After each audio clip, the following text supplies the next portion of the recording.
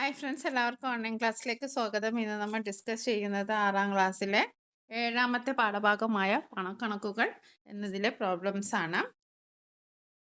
അപ്പോൾ ആദ്യത്തെ പേജിൽ തന്നെ നമുക്കൊരു വിലക്കിഴിവിൻ്റെ ഒരു പരസ്യം കാണാം അല്ലേ. ആൻഡ് വി വിൽ ക്രിസ്മസ് പുതുവർഷം പ്രമാണിച്ച് എല്ലാ കൈത്തറി വസ്ത്രങ്ങൾക്കും 30% വിലക്കിഴിവ് എന്ന് പറഞ്ഞിട്ടുണ്ട്. അപ്പോൾ 30% വിലക്കിഴിവ് എന്ന് പറഞ്ഞാൽ എന്താണ് അർത്ഥം അല്ലേ? 100 രൂപയ്ക്ക് നമ്മളൊരു സാധനം വാങ്ങിയെന്ന് വിചാരിക്കുക. 100 രൂപയ്ക്ക് വസ്ത്രങ്ങൾ വാങ്ങിയാൽ 30 രൂപ കുറച്ച് 70 രൂപ കൊടുത്താൽ മതി. അപ്പോൾ 30% വിലക്കുറവ് എന്ന് പറഞ്ഞിട്ടുണ്ടെങ്കിൽ നമ്മൾ 100 രൂപയ്ക്ക് ഒരു സാധനം വാങ്ങുകയാണ്. അപ്പോൾ നമുക്ക് 30% വിലക്കുറവുണ്ട് എന്ന് പറഞ്ഞാൽ 100ൽ നിന്ന് 30 കുറച്ച് നമ്മൾ ബാക്കി 70 രൂപ കൊടുത്താൽ മതി. അപ്പോൾ 30% വിലക്കുറവ് എന്ന് പറഞ്ഞാൽ നിങ്ങൾക്ക് എന്താണെന്ന് മനസ്സിലായല്ലോ.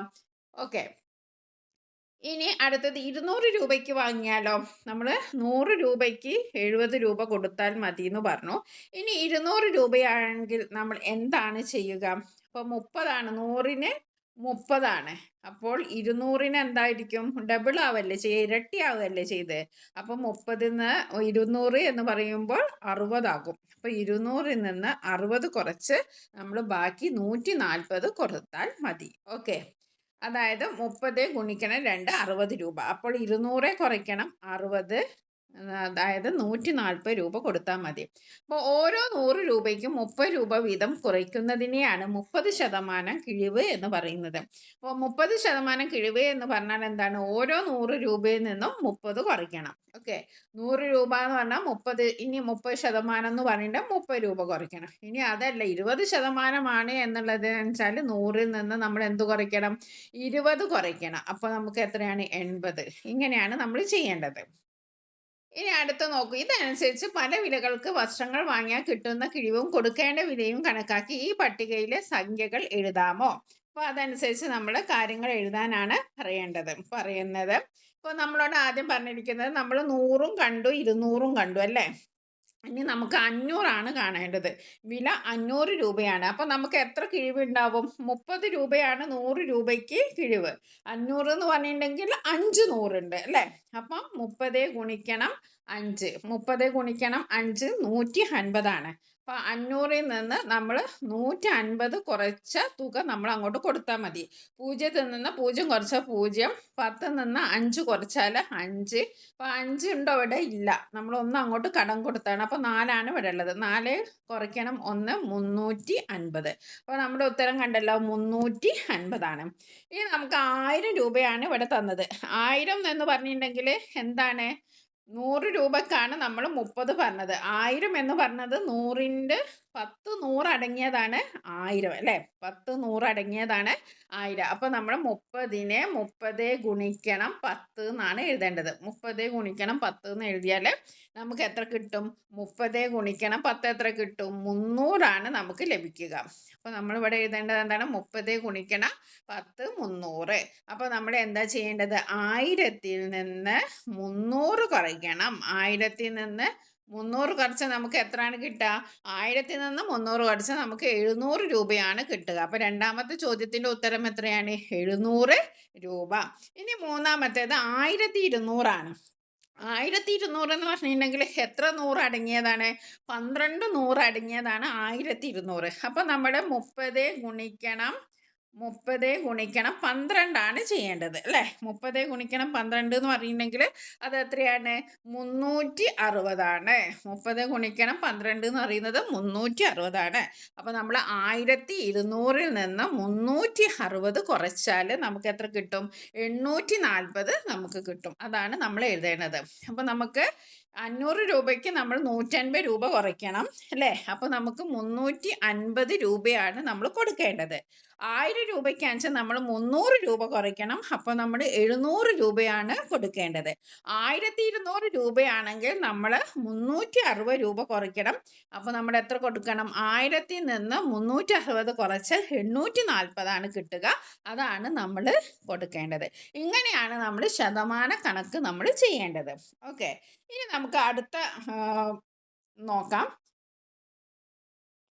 പലിശ. ഈ വാർത്ത നോക്കൂ. സഹകരണ ബാങ്കുകളിൽ സ്ഥിര നിക്ഷേപത്തിന് 9% പലിശ. ബാങ്കുകളിലും മറ്റും പണം നിക്ഷേപിച്ച് ഒരു വർഷത്തിന് ശേഷം തിരിച്ചെടുത്താൽ നിക്ഷേപിച്ച തുകയേക്കാൾ അല്പം കൂടുതൽ കിട്ടും. കൂടുതൽ കിട്ടുന്ന തുകയെയാണ് പലിശ എന്ന് പറയുന്നത്. നമ്മളിപ്പോൾ 1000 രൂപ നമ്മൾ നിക്ഷേപിച്ചാൽ ചിലപ്പോൾ നമുക്ക് 2 വർഷം കഴിഞ്ഞിട്ട് ചിലപ്പോൾ 1200 രൂപ കിട്ടും അല്ലേ? അപ്പോൾ കൂടുതൽ കിട്ടുന്ന എത്രയാണ് ഇവിടെ? 200 രൂപയാണ്. കൂടുതൽ കിട്ടുന്ന തുകയെയാണ് നമ്മൾ എന്ത് പറയുന്നത്? പലിശ എന്ന് പറയുന്നത്. ഓക്കെ, മുകളിലെ ചിത്രത്തിൽ 9% എന്നാണ് എഴുതിയിരിക്കുന്നത്. 9% എന്നതിൻ്റെ ചുരുക്കെഴുത്താണ് ഈ ശതമാനം എന്നതിൻ്റെ ചുരുക്കെഴുത്താണ് ഇത്. ഓക്കെ, ഇപ്പോൾ ഇതിന് പറഞ്ഞിരിക്കുന്ന അർത്ഥം എന്താണ്? ഓരോ 100 രൂപയ്ക്കും ഒരു വർഷം കഴിയുമ്പോൾ 9 രൂപ പലിശയായി കിട്ടുമെന്നാണ്. ഓക്കെ, അപ്പോൾ നമുക്ക് 9% പലിശ എന്നതുകൊണ്ട് നമ്മൾ ഉദ്ദേശിക്കുന്നത് എന്താണ്? ഓരോ 100 രൂപയ്ക്കും 9 രൂപ നമുക്ക് പലിശയായിട്ട് കിട്ടും എന്നുള്ളതാണ്. അപ്പോൾ നമുക്ക് ഒരു വർഷം കഴിയുമ്പോൾ നമുക്ക് എന്താണ്? 100 കൂട്ടണം 9, 109 രൂപ. അതായത് 100 രൂപ നിക്ഷേപിച്ചാൽ 9 രൂപ പലിശ അടക്കം നമുക്ക് 109 രൂപ നമുക്ക് കിട്ടും. ഓക്കെ, അതാണ് നമ്മൾ 9% പലിശ എന്നൊക്കെ പറഞ്ഞ അർത്ഥം. ഇതനുസരിച്ച് 1500 രൂപ നിക്ഷേപിച്ചാൽ ഒരു വർഷം കഴിഞ്ഞ് എത്ര രൂപ തിരികെ കിട്ടും? നേരത്തെ കിഴിവ് കണക്കാക്കിയതുപോലെ പലിശയും കണക്കാക്കാമല്ലോ. അപ്പം നമ്മുടെ 1500 രൂപയാണ്. 1500 രൂപ എന്ന് പറഞ്ഞിട്ടുണ്ടെങ്കിൽ 100-ന് 9 രൂപയാണ് അല്ലേ? 1500 എന്ന് പറഞ്ഞിട്ടുണ്ടെങ്കിൽ എത്ര 100 അടങ്ങിയതാണ് 1500? നമ്മൾ 15 100 അടങ്ങിയതാണ് നമുക്ക് എന്ത്?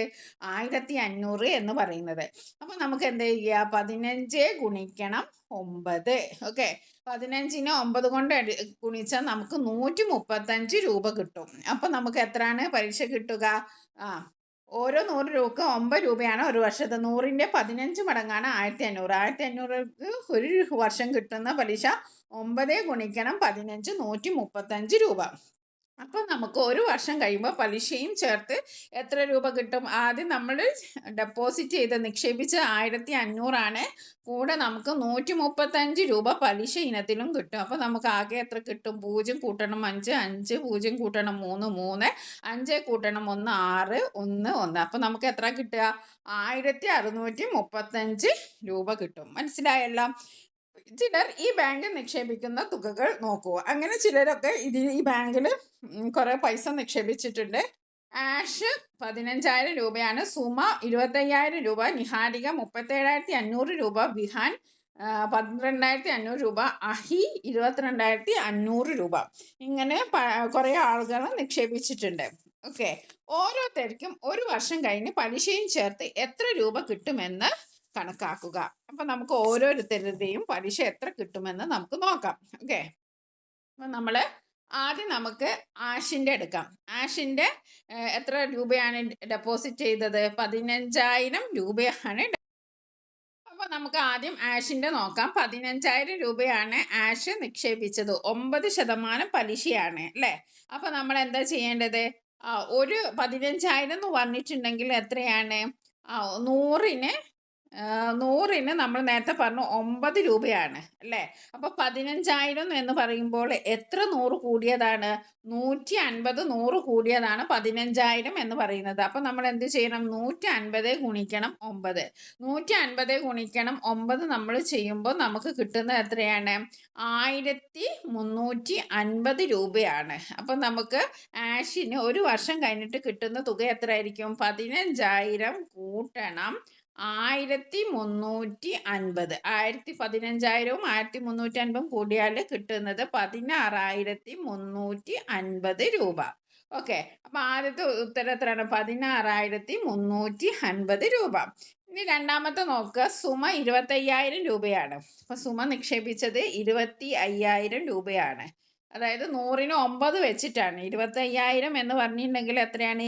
250 100 ചേർന്നതാണ് 25,000. അപ്പോൾ 250 ഗുണിക്കണം 9. 250 ഗുണിക്കണം നമ്മൾ 9 ചെയ്താൽ നമുക്ക് കിട്ടുക 2,250 ആണ്.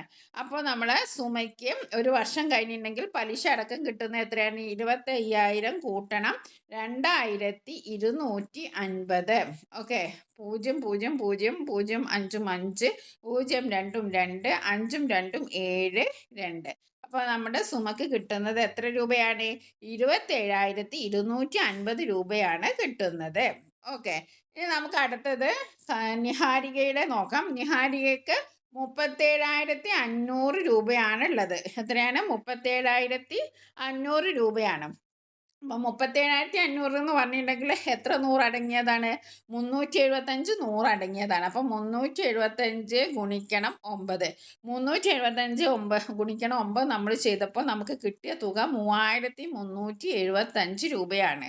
അപ്പോൾ നിഹാരികയ്ക്ക് ഒരു വർഷം കഴിഞ്ഞാൽ കിട്ടുന്ന തുക കിട്ടാൻ നമ്മൾ എന്ത് ചെയ്യണം? 37,500നോട് 3,375 നമ്മൾ കൂട്ടണം. 055 077 5 3 8 7 3 10. ബാലൻസ് 1 ഇവിടെ വെച്ചു. 1 കൂട്ടണം 3 4. അപ്പോൾ എത്രയാണ് കിട്ടുക? 40,875 രൂപയാണ് നിഹാരികക്ക് ഒരു വർഷം കഴിഞ്ഞാൽ കിട്ടുക. ഇനി നമുക്ക് അടുത്തത് വിഹാന്റെ നോക്കാം. വിഹാന് 12,500 രൂപയാണ്. അപ്പോൾ 12,500 എന്ന് പറഞ്ഞാൽ എത്ര 100 ചേർന്നതാണ്? 125 100 ചേർന്നതാണ്. അപ്പോൾ 9% പലിശ. അപ്പോൾ 125 ഗുണിക്കണം 9. 125 ഗുണിക്കണം 9 ചെയ്താൽ നമുക്ക് എത്രയാണ് കിട്ടുക? 1,125. എത്രയാണ് കിട്ടുക? 1,125. അപ്പോൾ നമ്മുടെ വിഹാന് ഒരു വർഷം കഴിഞ്ഞാൽ കിട്ടുന്നത് തുക എത്രയാണ്? 12,500 കൂട്ടണം 1,125. അപ്പം നമ്മൾ കൂട്ടി നോക്കുക. 055 022 2 5 3 6 2 3 3 13. അപ്പം നമുക്ക് എത്ര കിട്ടുക? 13,625 ആർക്ക് കിട്ടുക? വിഹാന് ലഭിക്കുക. ഇനി നമുക്ക് ലാസ്റ്റ് അഹിയുടേതാണ്. അഹി ഡെപ്പോസിറ്റ് ചെയ്തത്, നിക്ഷേപിച്ചത് 22,500 22,500 എന്ന് പറഞ്ഞാൽ അതിൽ എത്ര 100 അടങ്ങിയിട്ടുണ്ട്? 225 100 അടങ്ങിയിരിക്കുന്നത്. 225 ഗുണിക്കണം 9. ഇത് നമ്മൾ ഗുണനക്രിയ ചെയ്തിട്ടുണ്ടെങ്കിൽ നമുക്ക് കിട്ടുന്ന തുക 2,025. ഓക്കെ. അപ്പോൾ അഹിക്ക് ഒരു വർഷം കഴിഞ്ഞാൽ പലിശ അടക്കം കിട്ടുന്നത് എത്രയാണ്? നമ്മൾ 2,025 കൂട്ടുക. 055 022 5 0 5 2 2 4 2. എത്ര രൂപയാണ് കിട്ടുക? 24,525 രൂപയാണ് അഹിക്ക് ഒരു വർഷം കഴിഞ്ഞാൽ 9% പലിശയിൽ കിട്ടുക. ഓക്കെ. അപ്പോൾ നിങ്ങൾക്ക് മനസ്സിലായല്ലോ ഇത് എങ്ങനെയാണ് ചെയ്യേണ്ടതെന്ന്. ഓക്കെ. ഇനി നമുക്ക് അടുത്ത് നോക്കാം. ഇനി ഈ കണക്ക് നോക്കുക. ഒരു ബാങ്കിൽ നിന്ന് കാർഷിക വായ്പ കിട്ടും. ഒരു വർഷം കഴിഞ്ഞ് തിരിച്ചടയ്ക്കുമ്പോൾ 6% പലിശയും കൊടുക്കണം. 25,000 രൂപ വാങ്ങിയ ഒരാൾ ഒരു വർഷം കഴിഞ്ഞ് എത്ര രൂപ തിരിച്ചെടുക്കണം? അപ്പോൾ ഒരാൾക്ക് ഒരു ബാങ്കിൽ നിന്ന് എത്ര രൂപ കിട്ടും? വായ്പയാണ് കിട്ടുന്നത്. 25,000 രൂപയാണ്. അപ്പോൾ അതിന് 6% പലിശയാണ് കൊടുക്കേണ്ടത്. ഓക്കെ. 100 രൂപയ്ക്ക് ഒരു വർഷത്തെ പലിശ എത്രയാണ്? 6% എന്ന് പറയുമ്പോൾ 100 രൂപയ്ക്ക് എത്രയാണ്? 6 ഓക്കെ. 25,000 രൂപ എന്ന് പറഞ്ഞാൽ നമ്മൾ നോക്കുക. 25,000 എന്ന് പറഞ്ഞാൽ ഈ 100ൻ്റെ അതിലെത്ര 100 അടങ്ങിയിരിക്കുന്നതെന്ന് കാണാൻ നമ്മൾ ഈ 2 പൂജ്യം 100ന് 2 പൂജ്യം അല്ലേ? ആ 2 പൂജ്യം അങ്ങോട്ട് കട്ട് ചെയ്യുക. അപ്പം നമുക്ക് അറിയാം 250 100 അടങ്ങിയിട്ടുണ്ടെന്ന്. അപ്പം നമ്മൾ എന്താ ചെയ്യേണ്ടത്? 250 ഗുണിക്കണം 6. 250നെ 6 കൊണ്ട് ഗുണിച്ചാൽ നമുക്ക് കിട്ടുക 1,500. അപ്പോൾ നമ്മൾ എത്ര രൂപയാണ് തിരിച്ച് പലിശ ഇനത്തിൽ? 1,500 രൂപയെ നമ്മൾ കൊടുക്കണം. പിന്നെ 25,000 നമ്മൾ വായ്പ എടുത്തതും രണ്ടും കൂടി നമ്മൾ കൊടുക്കേണ്ടത് എത്രയാണ്? 1,500. അപ്പോൾ നമ്മൾ 0 0 5 6 2 26,500 രൂപ നമ്മൾ എന്ത് കൊടുക്കണം? പലിശ ഇനത്തിൽ നമ്മൾ കൊടുക്കണം. ഇനി നമുക്ക് പേജ് നമ്പർ 106 പ്രോബ്ലംസ് നോക്കാം. അപ്പോൾ ഇവിടെ നോക്കൂ, ഒരു പരസ്യമാണ്. ഈ പരസ്യം നോക്കൂ. എല്ലാ വസ്ത്രങ്ങൾക്കും 25% വില കുറവ്. ശ്രീഷ ഈ കടയിൽ നിന്ന് 3,500 രൂപയ്ക്ക് വസ്ത്രങ്ങൾ വാങ്ങി. എത്ര രൂപ കൊടുക്കണം? അപ്പോൾ 3,500 രൂപയ്ക്കാണ് ശ്രീഷ വാങ്ങിയത്. എത്ര രൂപ കൊടുക്കണം?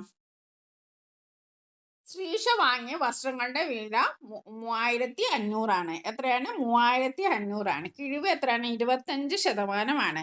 അപ്പം നമുക്കറിയാം 3,500 എത്ര 100 അടങ്ങിയിട്ടുണ്ട്? 2 പൂജ്യം അങ്ങോട്ട് വെട്ടിക്കളയും. അപ്പം 35 100 അടങ്ങിയിട്ടുണ്ട്. അപ്പം 35 ഗുണിക്കണം 25. 35 ഗുണിക്കണം 25 എത്രയാണ്? 875 വരുന്നത്. ഓക്കെ. അപ്പോൾ ശ്രീഷ ഇനി എത്ര കൊടുക്കണം? 3,500ൽ നിന്ന് 875 കുറയ്ക്കുക. ഓക്കെ. അപ്പോൾ 10ൽ നിന്ന് 5 പോയാൽ എത്രയാണ്? 5. ഇവിടെ എത്രയുണ്ട്? 9ആണ്. 9ൽ നിന്ന് 7 പോയാൽ 2. ഇവിടെ 4ആണ്. 4ൽ 8 പോവില്ല. അപ്പോൾ നമ്മൾ കടം വാങ്ങി 14ആണ്. 14ൽ നിന്ന് 8 പോയാൽ 6ആണ്. പിന്നെ ഇവിടെ ഉള്ളത് 2ആണ്. എന്താണെന്ന് വെച്ചാൽ നമ്മളൊന്നും അങ്ങോട്ട് കടം കൊടുത്തു. അപ്പോൾ 2625ആണ് ശ്രീഷ കൊടുക്കേണ്ട തുക.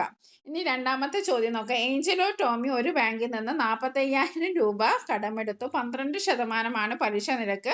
ഒരു വർഷം കഴിയുമ്പോൾ എത്ര രൂപ തിരിച്ചടയ്ക്കണം? അപ്പോൾ ഇവിടെ നമുക്കറിയാം 45,000 രൂപയാണ്.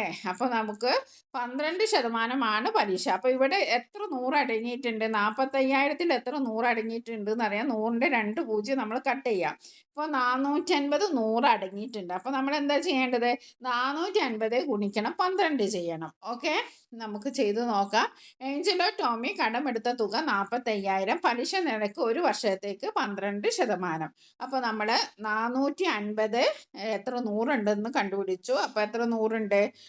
450 100ആണ് 45,000ലുള്ളത്. അപ്പോൾ 450 ഗുണിക്കണം 12 എത്രയാണ്? 5,400 ആണുള്ളത്. എത്രയാണ്? 5,400 അപ്പോൾ നമ്മൾ ഇനി എന്താ ചെയ്യേണ്ടത്? ഒരു വർഷം കഴിയുമ്പോൾ തിരിച്ചടയ്ക്കേണ്ട തുക 45,000 കൂട്ടണം 5,400. 45,000 5,400 കൂട്ടുമ്പോൾ നമുക്ക് കിട്ടുക 50,400 രൂപയാണ്. അപ്പോൾ ഒരു വർഷം കഴിയുമ്പോൾ 50,400 രൂപ തിരിച്ചടയ്ക്കണം. ഇനി നമുക്ക് മൂന്നാമത്തെ കണക്ക് നോക്കാം. മൂന്നാമത്തേത് മേഹുൽ ഓരോ മാസവും വരുമാനത്തിൻ്റെ 8% ചികിത്സാ സഹായ നിധിയിലേക്ക് സംഭാവന കൊടുക്കുന്നുണ്ട്. ഈ മാസം മേഹുലിൻ്റെ വരുമാനം 75,000 രൂപയാണ്. അതിൽ എത്ര രൂപയാണ് സംഭാവനയായിട്ട് നൽകുന്നത്? അപ്പോൾ 75,000 രൂപയിൽ എത്ര 100 അടങ്ങിയിട്ടുണ്ട് എന്നറിയാൻ നമ്മൾ 100ൻ്റെ 2 പൂജ്യം കട്ട് ചെയ്യുക. 750ആണ്. പിന്നെ നമ്മൾ കാണേണ്ടത് 750 ഗുണിക്കണം 8ആണ്. ഓക്കെ, അപ്പോൾ നമുക്ക് ചെയ്തു നോക്കാം. മേഹുലിന് ഒരു മാസത്തെ വരുമാനം എത്രയാണ്? 75,000 രൂപയാണ്. ഓക്കെ, സംഭാവനയുടെ ശതമാനം എന്ന് പറയുന്നത് 8%. അപ്പോൾ 75,000ൽ എത്ര പൂജ്യം അടങ്ങിയിട്ടുണ്ട്? എത്ര 100 അടങ്ങിയിട്ടുണ്ട്? 100 750 100ആണ്. അപ്പോൾ നമ്മൾ 750 ഗുണിക്കണം 8 ചെയ്തു. 750 ഗുണിക്കണം 8 എന്ന് പറയുമ്പോൾ എത്രയാണ്? 6,000 രൂപയാണ്. അപ്പോൾ മേഹുൽ ചികിത്സാ സഹായ നിധിയിലേക്ക് 6,000 രൂപയാണ് സംഭാവനയായിട്ട് കൊടുക്കുന്നത്. ഇനി നാലാമത്തെ ചോദ്യം നോക്കാം. നാലാമത്തെ ചോദ്യം എന്താണ്? യൂജിൻ എല്ലാ മാസവും വരുമാനത്തിൻ്റെ 15% മിച്ചം വയ്ക്കുന്നുണ്ട്. യൂജിൻ്റെ ജനുവരി മാസത്തെ വരുമാനം 64,000 രൂപയാണ്. ഇതിൽ എത്ര രൂപ മിച്ചം വയ്ക്കും? അപ്പോൾ യൂജിൻ്റെ എല്ലാ മാസം വരുമാനം എത്രയാണ്? 64,000 രൂപയാണ് എന്നാണ് പറഞ്ഞിരിക്കുന്നത് അല്ലേ. യൂജിൻ്റെ ജനുവരി മാസത്തെ വരുമാനം 64,000 രൂപ. മിച്ചം വയ്ക്കുന്ന ശതമാനം എത്രയാണ്? 15%. അപ്പോൾ നമുക്ക് 64,000ൽ എത്ര 100 ഉണ്ട് എന്ന് എങ്ങനെ കണ്ടുപിടിക്കുക? നമുക്ക് 100ൻ്റെ 2 പൂജ്യവും കട്ട് ചെയ്യാം. അപ്പോൾ നമുക്ക് 640 രൂപയാണ് ഉള്ളത്. ഇതിൻ്റെ എളുപ്പ വഴി എന്ന് വെച്ചാൽ 64,000 എഴുതുക. അപ്പോൾ 100 എന്ന് പറയുമ്പോൾ 2 പൂജ്യമാണല്ലോ ഉള്ളത്. അപ്പോൾ 2 പൂജ്യം കട്ട് ചെയ്യുക. അപ്പോൾ നമുക്ക് 640 കിട്ടും. അപ്പോൾ 640 ഗുണിക്കണം 15. അപ്പോൾ 9,600 നമുക്ക് കിട്ടുക. അപ്പോൾ 9,600 രൂപ മിച്ചം വയ്ക്കും. ഇനി അടുത്ത കണക്ക് ആരുടേതാണെന്ന് നോക്കാം. നമ്മൾ യൂജിൻ്റെ കണക്കാണ് ഇപ്പം ചെയ്തത്. ഇനി നമുക്ക് അഞ്ചാമത്തെ കണക്ക്. ടെലിവിഷൻ ഉണ്ടാക്കുന്ന ഒരു കമ്പനി അടുത്ത മാസം മുതൽ 5% വില കുറയ്ക്കാൻ തീരുമാനിച്ചു. ഇപ്പോൾ 45,000 രൂപയ്ക്ക് വിലയുള്ള ടെലിവിഷന് അടുത്ത മാസം എന്ത് വിലയാകും? അപ്പോൾ ഇവിടെ ശ്രദ്ധിക്കേണ്ടത്, ഇതുവരെ നമ്മൾ കൂട്ടിയിട്ടൊക്കെയാണ് കൊടുത്തത്. ഇവിടെ കുറയ്ക്കുകയാണ് അല്ലേ. 45,000 രൂപയിൽ 5% വില കുറവുണ്ട് എന്നാണ് പറഞ്ഞിരിക്കുന്നത്. അപ്പോൾ ടി വിയുടെ വില എത്രയാണ്? ഇപ്പോഴത്തെ വില എന്ന് പറയുന്നത് എത്രയാണ്? 45,000 ആണ്. ഇപ്പോൾ ടെലിവിഷൻ്റെ വില എത്രയാണ്? 45,000 ആണ്. വില കുറയ്ക്കുന്ന ശതമാനം 5%. പിന്നെ ഇനി നമ്മൾ അടുത്ത കണ്ടെത്തേണ്ടത് 45,000ൽ എത്ര 100 ഉണ്ടെന്ന്. അപ്പോൾ 100ൻ്റെ 2 പൂജ്യം നമ്മൾ കട്ട് ചെയ്തു. അപ്പോൾ 450 കണ്ടു. 450 ഗുണിക്കണം 5 എത്രയാണ്? 2,250. 2,250 അപ്പോൾ 45,000 രൂപ വിലയുള്ള ടി വിക്ക് എത്രയാണ്? 2,250 രൂപ കുറച്ച് കൊടുത്താൽ മതി അല്ലേ. 2,250 50 രൂപ കുറച്ച് കൊടുത്താൽ മതി. അപ്പോൾ ഇവിടെ നോക്കാം, 2200 പൂജ്യത്തിൽ നിന്ന് 0 പോയാൽ 0, 0ത്തിൽ നിന്ന് 5 പോകില്ല, അപ്പം കടമെടുത്തു. 10ൽ നിന്ന് 5 പോയാൽ എത്രയാണ്? 5. അപ്പോൾ ഇവിടെ 10 ഉള്ളത് എന്തായി? 1 നമ്മൾ കടം കൊടുത്തല്ല, അപ്പോൾ 9 ആയി. 9 ഗുണിക്കണം 2, 9 കുറയ്ക്കണം 2 എത്രയാണ്? 7. പിന്നെ ഇവിടെ എന്താണ്? 5 ഉണ്ടാവുമോ? ഇവിടെ കടം കൊടുത്തല്ലോ, അപ്പോൾ നമ്മുടെ 4ആണ് ഉണ്ടാവുക. 4ൽ നിന്ന് 2 പോയാൽ 2. 4 പോലെ തന്നെ എഴുതി വെക്കാം. 42,750 രൂപ, അതായത് 2250 കിഴിവ് കഴിച്ചിട്ട് നമുക്ക് 42,750 അടുത്ത മാസം ടെലിവിഷൻ വാങ്ങാം. ഓക്കെ, നമുക്ക് ഈ ഭാഗത്തിലുള്ള ലാസ്റ്റ് കണക്കാണ്. നമ്മൾ ടെലിവിഷന്റെ കണക്കൊക്കെ ചെയ്തു. ഇനി കാറിന്റെ കണക്കാണ്. കാറ് നിർമ്മിക്കുന്ന ഒരു കമ്പനി അടുത്ത മാസം മുതൽ 2% വില കൂട്ടാൻ തീരുമാനിച്ചു. അപ്പോൾ 5,60,000 രൂപ വിലയുള്ള കാറിന് അടുത്ത മാസം എത്ര? ഓക്കെ, ഇപ്പോൾ കാറിന്റെ വില എത്രയാണ്? 5,60,000 വില കൂട്ടുന്നത് എത്ര ശതമാനമാണ്? 2%. അപ്പൊ നമുക്ക് 5,60,000 നമ്മൾ എഴുതുക. ഇനി നമ്മൾ കണ്ടുപിടിക്കേണ്ടത് ഇതിൽ എത്ര 100 ഉണ്ട് എന്നാണ്. അപ്പൊ നമ്മൾ 100 കൊണ്ട് ഹരിച്ചപ്പോ നമുക്ക് എത്ര കിട്ടി? 100ന്റെ 2 സീറോസും നമ്മൾ കട്ട് ചെയ്തു, 2 0 കട്ട് ചെയ്തു. അപ്പൊ നമുക്ക് 5,600 എന്ന് കിട്ടി. 5,600നെ 2 കൊണ്ട് ഗുണിച്ചപ്പോൾ നമുക്ക് 11,200 എന്ന് കിട്ടി. ഇനി നമ്മൾ എന്താ ചെയ്യേണ്ടത്? 5,60,000 11,200 കൂട്ടണം. അപ്പൊ നമുക്ക് കിട്ടുന്ന തുക 5,71,200 അപ്പൊ 2% കൂട്ടിയാൽ അടുത്ത മാസം കാറിന്റെ വില എത്രയായിരിക്കും? 5,71,200 രൂപയ്ക്ക് വേണം നമ്മൾ കാറ് വാങ്ങാൻ. അപ്പൊ നമ്മൾ ഇതുവരെ ചെയ്ത പ്രോബ്ലംസ് ഒക്കെ നിങ്ങൾക്ക് മനസ്സിലായി എന്ന് കരുതാണ്. ഇനി നമുക്ക് അടുത്തത് എന്താണെന്നറിയോ? അടുത്തത് നമുക്ക് ശതമാന കണക്കുകളാണ്. അതാണ് നമുക്ക് ചെയ്യേണ്ടത്. ഓക്കെ, പേജ് നമ്പർ 107 മുതലാണ് നമ്പർ 110ലെ ക്വസ്റ്റ്യൻ ആൻസർ ആണ്. ഓക്കെ, ആകെ നമുക്ക് 3 ചോദ്യമാണുള്ളത്. പക്ഷെ ആദ്യത്തെ ചോദ്യത്തിൽ തന്നെ നമുക്ക് 4 കണക്കുകളുണ്ട്. അപ്പോൾ ഇതുവരെയുള്ള പ്രോബ്ലംസ് ഒക്കെ നിങ്ങൾ ചെയ്തു നോക്കി എന്ന് വിചാരിക്കുകയാണ്. നിങ്ങൾക്ക് മാത്സ് നിങ്ങൾ ചെയ്യുമ്പോൾ ഒരു പേനയും ഒരു കടലാസും നിങ്ങൾ കൂടെ വയ്ക്കുക, എന്നോടൊപ്പം ചെയ്യാൻ ശ്രമിക്കുക, അല്ലെങ്കിൽ നിങ്ങൾക്ക് മനസ്സിലാവാൻ പ്രയാസമാണ്. ഓക്കെ, അപ്പോൾ നമുക്ക് ആദ്യത്തെ ചോദ്യം നോക്കാം. ഒരു പുസ്തകോത്സവത്തിൽ വാങ്ങുന്ന പുസ്തകങ്ങൾക്കെല്ലാം 15% വിലക്കുറവുണ്ട്. ശ്രീനയും കൂട്ടുകാരും വാങ്ങിയ പുസ്തകങ്ങളുടെ വില നോക്കൂ. അപ്പോൾ ശ്രീന വാങ്ങിയത് 540 രൂപൻ്റെ ഒരു ബുക്കാണ്. ടെസി വാങ്ങിയത് 375 രൂപയുടെ ബുക്കാണ്. നാസർ 630 രൂപ. ജേക്കബ് 432 രൂപ. ഒക്കെ 4 ആളും 4 തരത്തിലുള്ള പൈസക്കാണ് വാങ്ങിയത്. അപ്പോൾ നമ്മൾ 15% ഡിസ്കൗണ്ട് ആണ് എല്ലാ പുസ്തകത്തിനും അനുവദിച്ചിട്ടുള്ളത്. അപ്പോൾ നമുക്ക് ആദ്യം ശ്രീനയുടേത് നോക്കാം. ഓരോരുത്തരും എത്ര പൈസയാണ് കൊടുക്കേണ്ടതെന്ന് നോക്കാം. ആദ്യം ശ്രീന വാങ്ങിയത് എത്ര രൂപയാണ്? 540 രൂപയാണ് എന്ന് പറഞ്ഞു.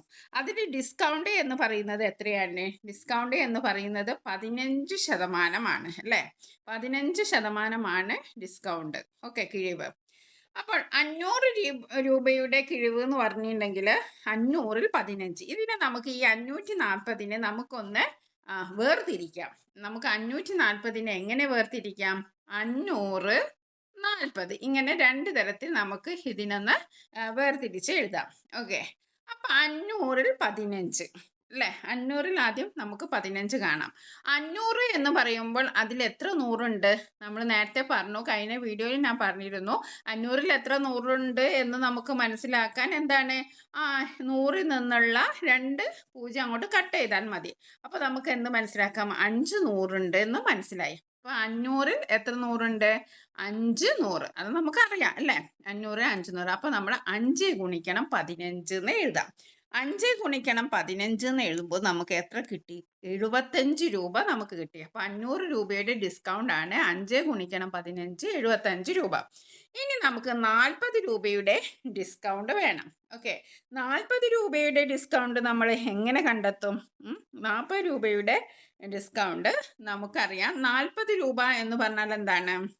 40/100 ഓക്കെ, അപ്പോൾ നമ്മൾ 0 0 കട്ട് ചെയ്തു. അപ്പോൾ നമുക്ക് ഈ 0-ത്തിനനുസരിച്ച് നമ്മൾ ദശാംശം ഇട്ടു. 0.4. 0.4 ഗുണിക്കണം 15 ചെയ്താൽ നമുക്ക് എത്ര രൂപ കിട്ടും? 6 രൂപ കിട്ടും. അല്ലെങ്കിൽ നമുക്കിത് എങ്ങനെ കണ്ടുപിടിക്കാം? അല്ലെങ്കിൽ നിങ്ങൾക്കിങ്ങനെ ദശാംശം നിങ്ങൾക്ക് അത്ര വശമില്ല എങ്കിൽ നമ്മൾ എങ്ങനെ ചെയ്യും? 40 രൂപ എന്ന് പറഞ്ഞിട്ടുണ്ടെങ്കിൽ എന്താണ്? 40 രൂപയെ നമുക്ക് 4 ഗുണിക്കണം 15 എന്ന് എഴുതാം. ഇത് ഈ 15 കൊണ്ട് ഒരു 0 കൂടി ആഡ് ചെയ്ത് കൊടുക്കുക. എന്തിനാണ്? 4 ഗുണിക്കണം 15 എന്ന് പറയുന്നത് 100ലാണ്. അപ്പം 15 രൂപയാണ്. ഓക്കെ, 100ൽ അനുവദിച്ചിരിക്കുന്ന ഡിസ്കൗണ്ട് ആണ് 15 രൂപ. അത് നമ്മൾ 40 എന്ന് പറയുമ്പോൾ 100 ഇല്ലല്ലോ, അപ്പം നമുക്കത് പൈസയിലേക്ക് മാറ്റാം. അപ്പോൾ 15 150 പൈസയിലേക്ക് നമുക്ക് മാറ്റാം. ഒന്നുകിൽ നമുക്ക് ഇങ്ങനെ ചെയ്യാം, അല്ലെങ്കിൽ 15നെ നമുക്ക് പൈസയിലേക്ക് മാറ്റിയാൽ 150 എന്ന് കിട്ടും. അപ്പോൾ 4 ഗുണിക്കണം 150 എന്ന് നമ്മൾ ചെയ്തിട്ടുണ്ടെങ്കിൽ നമുക്ക് കിട്ടുക 600 പൈസയാണ്.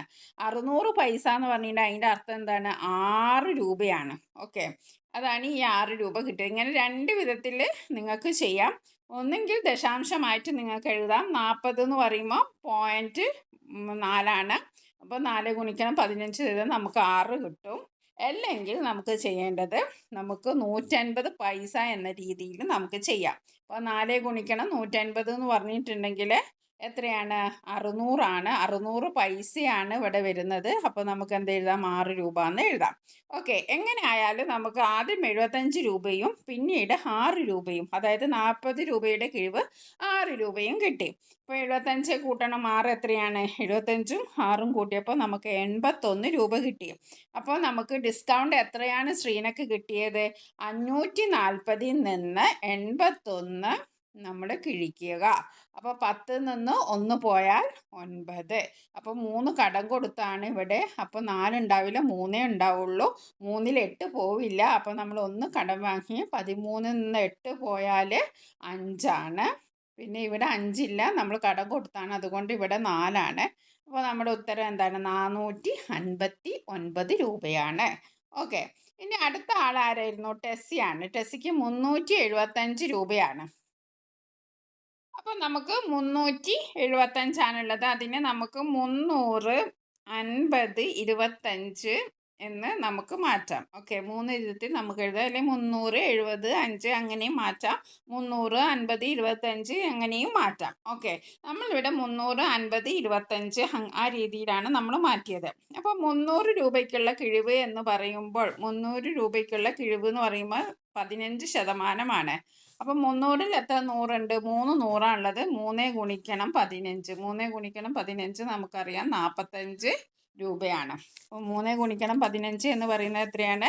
3 ഗുണിക്കണം 15 എന്ന് പറയുന്നത് 45 രൂപയാണ്. അപ്പോൾ ആദ്യത്തെ നമുക്ക് 45 രൂപ എന്ന് കിട്ടി.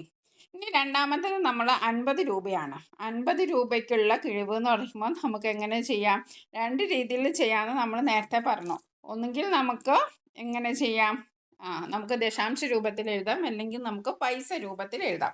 അപ്പോൾ 50 ഗുണിക്കണം നമ്മൾ 15 നിന്ന് 50 ഇനി പൈസ രൂപത്തിലാണ് നമ്മൾ എഴുതുന്നത് വെച്ചാൽ 50 ഗുണിക്കണം 150. 50 ഗുണിക്കണം 150 എന്ന് പറയുമ്പം നമുക്ക് കിട്ടുക 750ആണ്. അപ്പം പൈസ എന്ന് പറയുന്നത് 7 രൂപയും 50 പൈസയുമാണ്. അതാണ് നമുക്ക് ഇവിടെ കിട്ടിയിരിക്കുന്നത്. ഇനി നമുക്ക് 25 രൂപയ്ക്കുള്ള കിഴിവ്. 25 രൂപ എന്ന് പറയുമ്പോൾ 25 ഗുണിക്കണം 150. 25 ഗുണിക്കണം 150 എന്ന് പറയുമ്പോൾ എത്രയാണ്? 375ആണ്. 375ആണ് 250 ഗുണിക്കണം 150. അപ്പം 375 പൈസ എന്ന് പറയുമ്പോൾ അപ്പോൾ 25 ഇൻറ്റു 150 ചെയ്തിട്ടുണ്ടെങ്കിൽ നമുക്ക് 3.750 കിട്ടും. ഓക്കെ, അപ്പോൾ നമ്മൾ ദശാംശം 100 3 ദശാംശം നമ്മൾ മാറ്റി എഴുതാം. 3 രൂപയും 75 പൈസയുമാണ് നമുക്ക് കിട്ടുക. അപ്പോൾ നമുക്കിവിടെ ആകെ കിഴിവ് എന്ന് പറയുമ്പോൾ എത്രയാണ് നമുക്ക് കിട്ടിയത്? ആദ്യത്തെ 45 അല്ലേ, 300ൻ്റെ 45 രൂപ. പിന്നെ നമുക്ക് കിട്ടിയത് 750ഉം പിന്നെ 375ഉമാണ്. ഓക്കെ, 750ഉം 375ഉമാണ് നമുക്ക് കിട്ടിയത്. അപ്പോൾ നമുക്ക് ആകെ കൂടി എത്ര കിട്ടി? ആകെ കൂടി നമുക്ക് എത്ര കിട്ടി? നമുക്ക്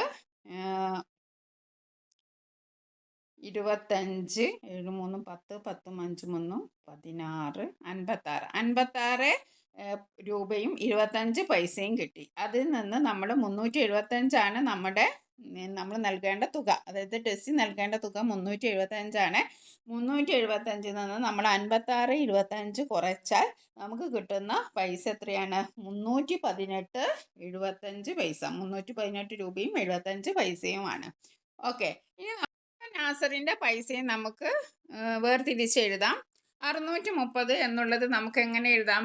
600 കൂട്ടണം 30. ഓക്കെ, 600 രൂപയ്ക്കുള്ള കിഴിവ് എന്ന് പറയുന്നത് 6 ഗുണിക്കണം 15. 6 ഗുണിക്കണം 15 എന്ന് പറയുന്നത് 90 രൂപയാണ്. ഓക്കെ, 90 രൂപ.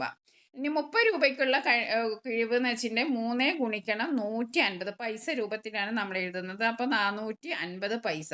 450 പൈസ എന്ന് പറഞ്ഞിട്ടുണ്ടെങ്കിൽ 4 രൂപ 50 പൈസ. നമ്മുടെ ഇവിടെ ഒരു ദശാംശം ഇട്ട് കൊടുത്തു. 4 രൂപ 50 പൈസ.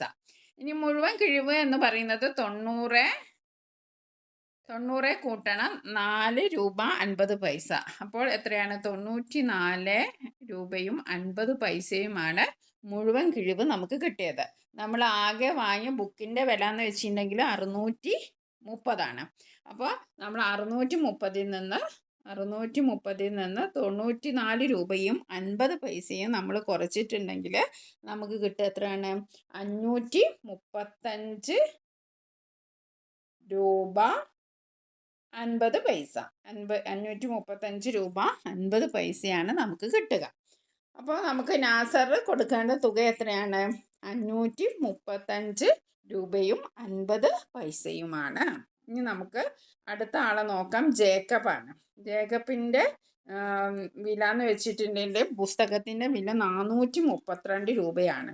ഓക്കെ, അപ്പോൾ 432 എന്ന് പറയുമ്പോൾ നമുക്ക് എഴുതാം 432 ഇങ്ങനെ വേർതിരിച്ചെഴുതാം. 400 രൂപയ്ക്കുള്ള കിഴിവ് എന്ന് പറഞ്ഞാൽ 4 ഗുണിക്കണം 15 60 രൂപ. 30 രൂപയ്ക്കുള്ള കിഴിവ് എന്ന് പറയുന്നത് 3 ഗുണിക്കണം 1.5 അല്ലെങ്കിൽ 3 ഗുണിക്കണം 150 പൈസ. അപ്പോൾ നമുക്ക് 450 പൈസ കിട്ടും. അതിനെ നമ്മൾ ദശാംശ രൂപത്തിൽ എഴുതിയ 4 രൂപ 50 പൈസ കിട്ടും. അതാണ് ഇവിടെ എഴുതിയിരിക്കുന്നത്.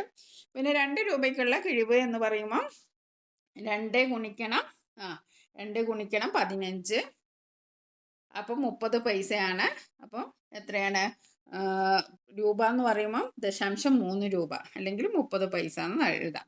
അപ്പോൾ നമുക്ക് ആകെ കിഴിവ് എന്ന് പറയുമ്പം 60 രൂപ, പിന്നെ 4 രൂപയും 50 പൈസയും, പിന്നെ നമുക്ക് കിഴിവ് കിട്ടിയതെന്ന് വെച്ചിട്ടുണ്ടെങ്കിൽ എന്താണ്? 30 പൈസയാണ്. അപ്പോൾ എല്ലാം കൂടി നമ്മൾ കൂട്ടിയാൽ എത്ര ഉണ്ടാവും? 64 രൂപയും 80 പൈസയുമാണ്. ഇത് കൂട്ടിയാൽ നമുക്ക് കിട്ടുക 64 രൂപയും 80 പൈസയും. അപ്പോൾ നമ്മൾ 432 നിന്ന് 64 രൂപയും 80 പൈസയും നമ്മൾ കുറച്ചാൽ നമുക്ക് കിട്ടുക 367 രൂപയും 2 പൈസയുമാണ്. 2 പൈസ അല്ല, ഇവിടെ 20 പൈസ. അപ്പോൾ നമുക്ക് എത്രയാണ്? 367 രൂപയും 20 പൈസയുമാണ് കിട്ടുക. ഓക്കെ, ഇനി നമുക്ക് അടുത്ത ചോദ്യം, രണ്ടാമത്തെ ചോദ്യം നോക്കാം. രണ്ടാമത്തെ ചോദ്യം എന്താണ്? ചോദ്യം വായിക്കാം. ഒരാൾ ബാങ്കിൽ നിന്ന് 26,750 രൂപ എടുത്തു. ഒരു വർഷത്തെ പലിശ 12%. ഒരു വർഷം കഴിയുമ്പോൾ എത്ര രൂപ തിരിച്ചടയ്ക്കണം? ഇത് നമ്മൾ എന്ത് ചെയ്യണം? നമ്മൾ വേർതിരിച്ചിട്ട് ഓരോന്നായിട്ട് കാണാം. അപ്പം നമുക്ക് കടമെടുത്ത തുക, അതായത് മുതലിന് 26,750 രൂപയാണല്ലോ. അതിനെ നമുക്ക് എങ്ങനെ എഴുതാം?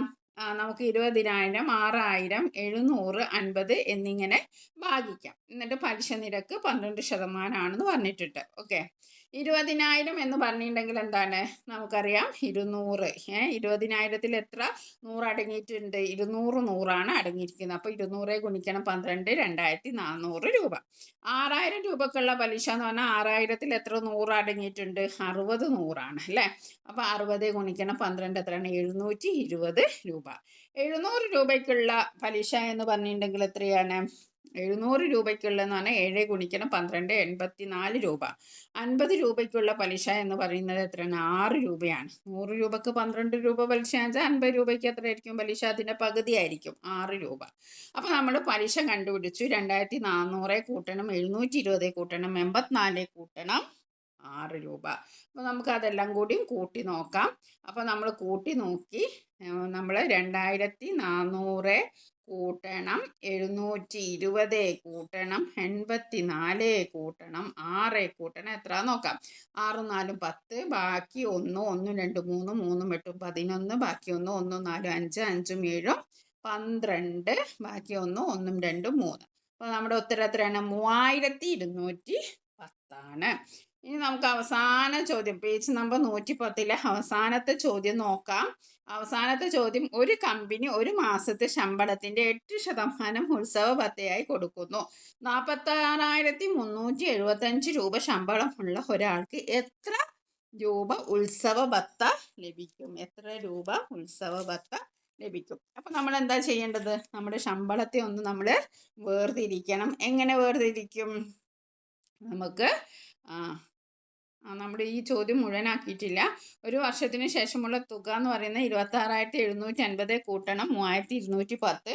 അത് രണ്ടും കൂട്ടിയാൽ നമുക്ക് എത്ര കിട്ടും? 29,960 രൂപയാണ് നമ്മൾ ബാങ്കിലേക്ക് അടയ്ക്കേണ്ടത്. ഇനി അടുത്തത് മാസ ശമ്പളം എന്ന് പറയുന്നത് 46,375. ബോണസ് 8%. നമ്മൾ ഈ 46,375 നമ്മളൊന്ന് വേർതിരിച്ചു. ഇങ്ങനെ 40,000, 6,000, 300, 75. ഓക്കെ, അപ്പോൾ നമുക്ക് എന്ത് ചെയ്യാം? 8% ആണല്ലോ നമ്മുടെ ബോണസ്. അപ്പോൾ 400 ഗുണിക്കണം 8 ആദ്യത്തേത് അല്ലേ? 4,000 എന്ന് പറയുന്നില്ല, അതിലെത്ര 100 ഉണ്ടാവും? 400. അപ്പോൾ 400 ഗുണിക്കണം 8 എന്ന് പറയുന്നത് 3,200. ഇനി 6,000 എത്ര 100 ഉണ്ട്? 60 100. അപ്പോൾ 60 ഗുണിക്കണം 8 എന്ന് പറയുന്നത് 480. 300 എത്ര 100 ഉണ്ട്? 3. 3 ഗുണിക്കണം 8 എന്ന് പറയുന്നത് 24. 75. 75 ഗുണിക്കണം നമ്മൾ 75 എന്ന് പറയുമ്പോൾ നമ്മൾ എന്താ ചെയ്യേണ്ടത്? ഇനി നമുക്ക് 75 ഗുണിക്കണം 8 എന്ന് ചെയ്യുമ്പോൾ നമുക്ക് കിട്ടുക 600 ആണ്. 600-ന് നമ്മൾ 600 പൈസയാണ് നമുക്ക് കിട്ടുന്നത്. അതിനെ നമ്മൾ രൂപയിലാക്കിയാൽ 6 രൂപ നമുക്ക് കിട്ടും. അപ്പോൾ 4 2 6 രൂപ. ഇതെല്ലാം കൂട്ടിയിട്ട് നമുക്ക് കിട്ടുന്നത് 3,710 ആണ്. എത്രയാണ് കിട്ടുക?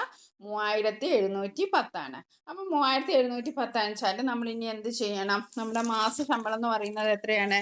46,375 ആണ്. അപ്പോൾ നമ്മളോട് ചോദ്യം ചോദിച്ചത് ബോണസ് എത്രയാണെന്നാണ്. അപ്പോൾ നമ്മുടെ ഉത്തരം എത്രയാണ്?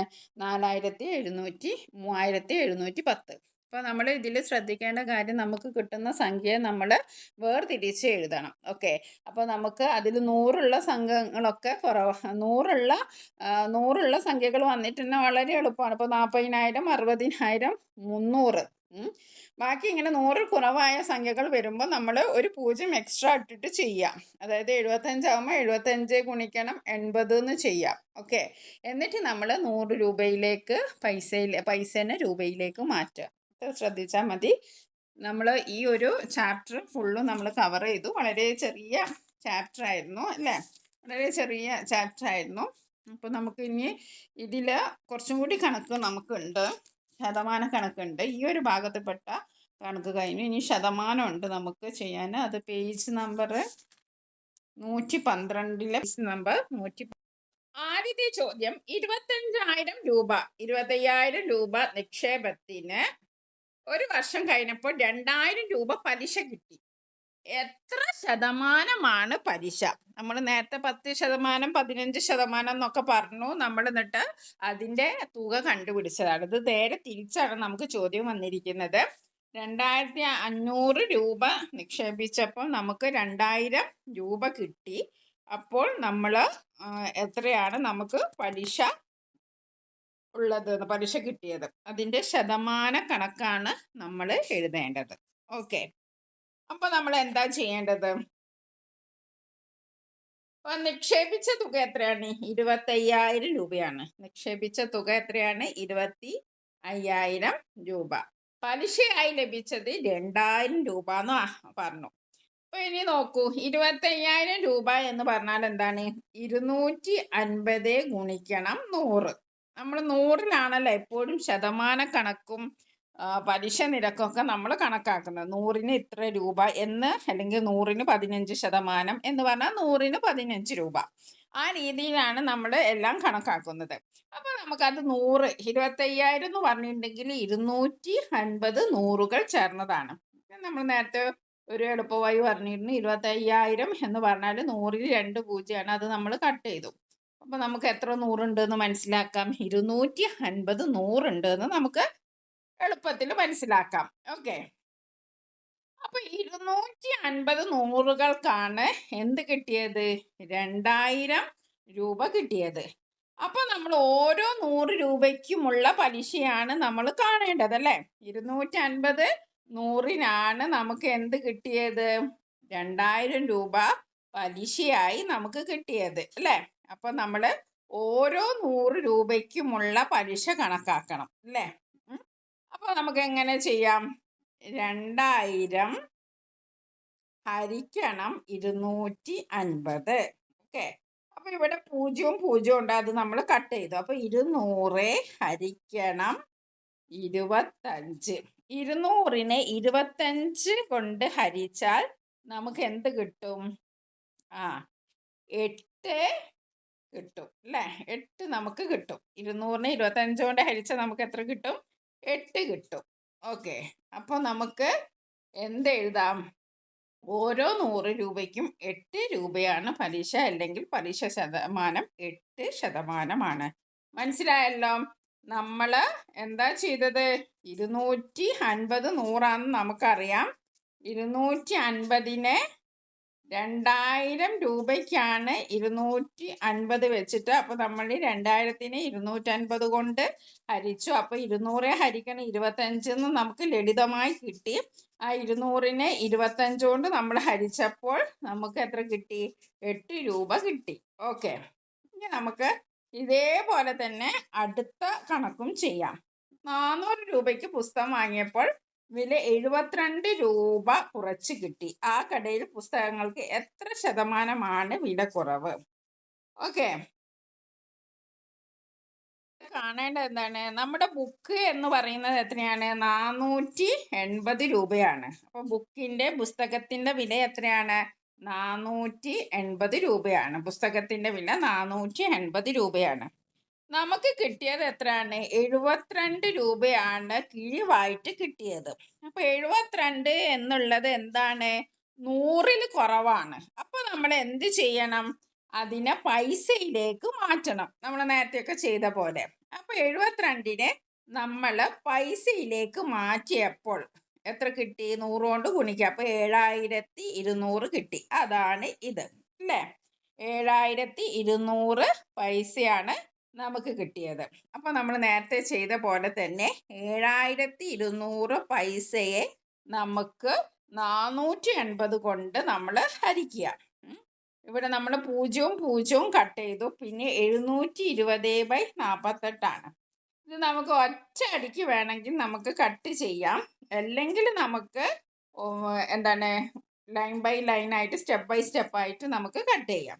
അപ്പോൾ 720ൽ 48 എത്ര പോകും എന്ന് നമുക്ക് നോക്കാം. 720ൽ 48 എത്ര പ്രാവശ്യം പോകും? 15 പ്രാവശ്യമാണ് നമുക്ക് പോകുക.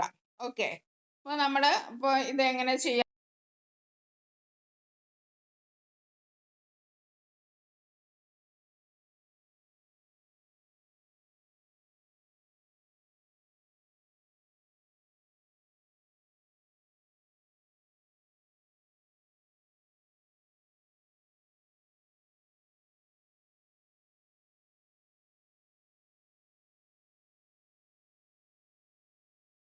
ഇപ്പോൾ 720 എന്ന് പറഞ്ഞിട്ടുണ്ടെങ്കിൽ 48. ഇതിന് പൊതുവായ ഘടകം എന്ന് പറയുന്നത് നമുക്കറിയാം 12 ആണ്. 12 4 ഗുണിക്കണം 12 ആണ് 48. 60 ഗുണിക്കണം 12 ആണ് എന്ത്? 720. അപ്പോൾ നമ്മൾ 12നെയും 12നെയും കട്ട് ചെയ്തു. അപ്പോൾ ഇവിടെ എന്താ ഉള്ളത്? 60/4 ആണ്. 60നെ 4 കൊണ്ട് ഹരിച്ചാൽ നമുക്ക് കിട്ടുക 15 ആണ്. ഇങ്ങനെ നമുക്ക് ചെയ്യാം, അല്ലെങ്കിൽ ഒറ്റയടിക്ക് 720 ഹരിക്കണം 48 എന്ന് വെച്ചിട്ട് നമുക്ക് അങ്ങനെയും ചെയ്യാം. ഓക്കെ. അങ്ങനെ നമ്മൾ ചെയ്യുമ്പോൾ നമുക്ക് എന്താ കിട്ടുന്നത്? 15 ആണ് കിട്ടുന്നത്. അപ്പോൾ നമ്മുടെ ശതമാനം എത്രയാണ്? 15%. ഇനി അതായത് ഓരോ രൂപയ്ക്കും 15 പൈസയാണ് കിഴിവ്. അതിനാൽ ഓരോ 100 രൂപയ്ക്കും 15 രൂപയാണ് കിഴിവ്. അതായത് കിഴിവ് ശതമാനം 15%. ഇനി ഈ പാഠഭാഗത്തിലെ മൂന്നാമത്തെ ചോദ്യം നോക്കാം. ഒരു കമ്പനി കഴിഞ്ഞ വർഷം നിർമ്മിച്ച മൊബൈൽ ഫോണുകൾക്കെല്ലാം ഒരു നിശ്ചിത ശതമാനം വില കുറച്ചാണ് ഈ വർഷം വിൽക്കുന്നത്. ഒരു കമ്പനി കഴിഞ്ഞ വർഷം നിർമ്മിച്ച മൊബൈൽ ഫോണുകൾക്കെല്ലാം ഒരു നിശ്ചിത ശതമാനം വില കുറച്ചാണ് ഈ വർഷം വിൽക്കുന്നത്. നേരത്തെ 45,000 രൂപ വിലയുണ്ടായിരുന്ന ഫോണിന് ഇപ്പോൾ 37,800 രൂപയാണ് വില. എത്ര ശതമാനമാണ് വില കുറച്ചത്? ഓക്കെ, അപ്പോൾ ആദ്യം എന്താണ് നമ്മൾ മനസ്സിലാക്കേണ്ടത്? 45,000 രൂപയായിരുന്നു ഫോണിന്റെ വില. പിന്നെ കിഴിവൊക്കെ കഴിഞ്ഞ് ഇപ്പോൾ 37,800 രൂപയ്ക്കാണ് വിൽക്കുന്നത്. അപ്പോൾ എത്ര രൂപയാണ് കിഴിവ് എന്ന് നമ്മൾ ആദ്യം കണ്ടുപിടിക്കണം. അപ്പോൾ എന്നിട്ട് അതിൻ്റെ ശതമാനം നമ്മൾ കണ്ടുപിടിക്കണം. ഇപ്പം വിലയിൽ വന്ന മാറ്റം നമുക്ക് നോക്കാം. അത് കാണാൻ സിമ്പിളാണ്. 45,000 നിന്ന് ഇപ്പോഴത്തെ വിലയായ 37,800 നമ്മൾ കുറയ്ക്കണം. അപ്പോൾ നമുക്ക് കിട്ടുന്നത്, നമ്മൾ അങ്ങനെ കുറച്ചാൽ നമുക്ക് 7,200 കിട്ടും. 7,200 രൂപയാണ് നമുക്ക് കിട്ടുക. അപ്പോൾ 45,000 എന്ന് പറഞ്ഞാൽ നിങ്ങൾക്ക് എല്ലാം അറിയാം, അതിൽ 450 100 അടങ്ങിയിരിക്കുന്നു. 45,000 എന്ന് പറഞ്ഞാൽ അതിൽ എത്ര 100ആണ്? 450 100ആണ്. അപ്പോൾ 450 100കൾക്കാണ് 7,200 കുറവ് ലഭിച്ചത്. അപ്പോൾ നമ്മൾ എന്താ കണ്ടുപിടിക്കേണ്ടത്? ഒരു 100ന് എത്ര രൂപയാണ് കുറവെന്ന് കണ്ടുപിടിക്കണം. അപ്പോൾ നമ്മൾ എന്താ ചെയ്യുക? 7,200 ഹരിക്കണം 450. അതാണ് ഇവിടെ ചെയ്തത്. അപ്പോൾ 0 0 നമ്മൾ വെട്ടിപ്പോയി. ഇനി 720നെ നമ്മൾ 45 കൊണ്ട് ഹരിക്കണം. 720നെ 45 കൊണ്ട് നമ്മൾ ഹരിച്ചാൽ നമുക്ക് രണ്ട് രീതിയിൽ ഇത് ചെയ്യാം. എങ്ങനെ ചെയ്യാം? നമുക്ക് പൊതുഗുണിതം എടുത്തിട്ട് ചെയ്യാം. അതായത് 720ലും 45ലും പൊതുവായിട്ട് പോകുന്നത് 45 തന്നെ നമുക്ക് എടുക്കാം. 45 ഗുണിക്കണം 1 45. അതേപോലെ 45 ഗുണിക്കണം 16 720. അപ്പോൾ നമ്മൾ 45 കട്ട് ചെയ്തു. അപ്പോൾ 16 നമുക്ക് ഉത്തരം കിട്ടിയത്. അപ്പോൾ നമുക്ക് ഉത്തരം എന്ത് എഴുതാം? 16% എന്ന് എഴുതാം. ഓക്കെ, ഇത് കുറച്ച് നമ്മൾ ആയിട്ട് നമ്മൾ കുറച്ച് പ്രാക്ടീസ് ചെയ്യണം. എന്നാലേ നമുക്കിത് പെട്ടെന്ന് ചെയ്യാൻ കിട്ടുള്ളൂ. ഇപ്പോൾ പേജ് നമ്പർ 112 നമ്മൾ ചെയ്തത്. ഈ പണക്കണക്കുകൾ എന്ന പാഠഭാഗം ഇതോടെ അവസാനിക്കുകയാണ്. ഈ 3 വീഡിയോയും ഒരുമിച്ച് കൂട്ടി ഒരു വീഡിയോ ആയിട്ട് അടുത്ത് തന്നെ അപ്ലോഡ് ചെയ്യുന്നതാണ്. നിങ്ങൾ പരമാവധി സപ്പോർട്ട് ചെയ്യുക. നിങ്ങളുടെ കൂട്ടുകാർക്ക് ഷെയർ ചെയ്ത് കൊടുക്കുക. ഇതുവരെ സബ്സ്ക്രൈബ് ചെയ്യാത്ത കൂട്ടുകാർ ഒന്ന് സബ്സ്ക്രൈബ് ചെയ്യുക. Okay, thank you. See you again.